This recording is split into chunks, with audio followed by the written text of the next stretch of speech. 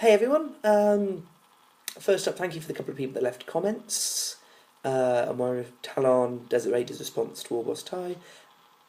I thought I'd show you some more Imperial Guard. Back when I got back into the hobby, these were some of the very first models I painted, so I was very rusty and had a limited sort of selection of paints, but I was quite proud of them. It's sort of like a mini command unit really.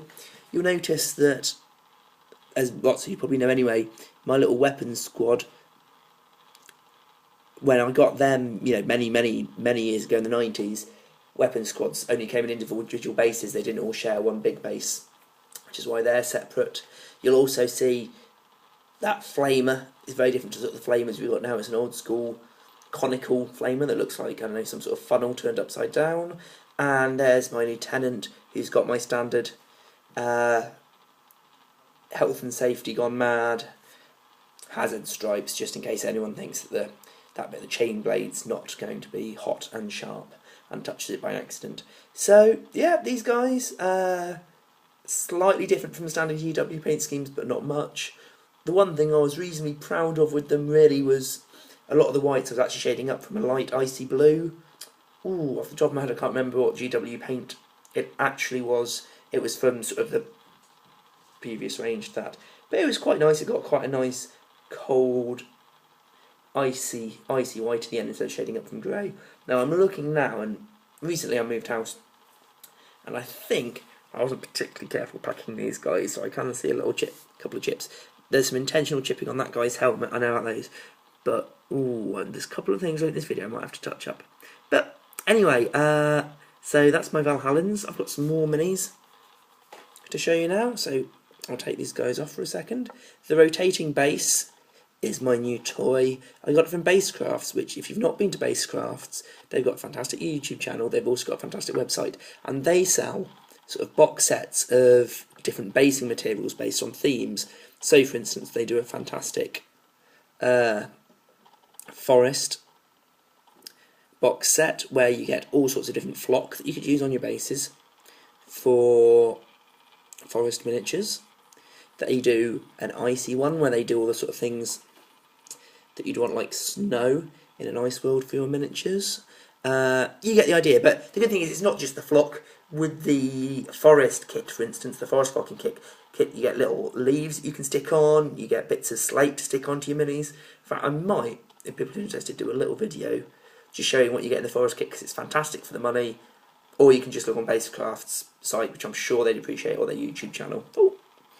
But also, they sold this lovely rotating display base, and I thought, I'm absolutely useless at getting anything in focus, why not use that? Now, my Psyker here, first attempt at light sourcing, which you can just about see in this video, I think, but also very much my first attempt to use corking to make a base. And in retrospect, I mean, I was going for sort of a Moses Sermon on the Mount look.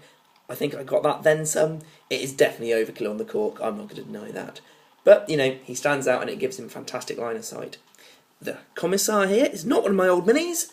He is one of the more recent minis in the my Imperial Guard army. He was my first ever fine cast model, which was an experience. But actually, I say that, to be honest, slight amount of bubbling, but lovely amounts of detail. I think I got really, really lucky there from other examples of Forgewood I've seen. And then we've got a Mordian here, who's actually painted possibly one of my most conventionally painted miniatures there is, because he's almost exactly based off the Mordians in my old GW Imperial Guard Codex. I'm trying to think if there's anything else that needs to be said. Oh, I think it's Army Painter barbed wire I used there. Pretty sure I can check on that.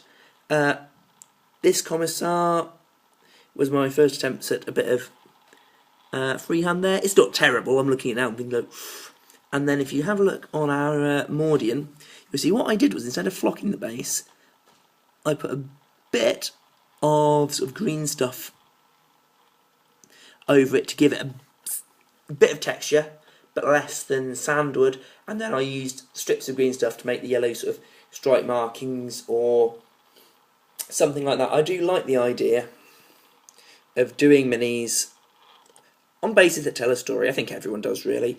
I might just pop the Mordian on his side so you can see that a little bit better. Okay, buddy, you're going to take one for the team.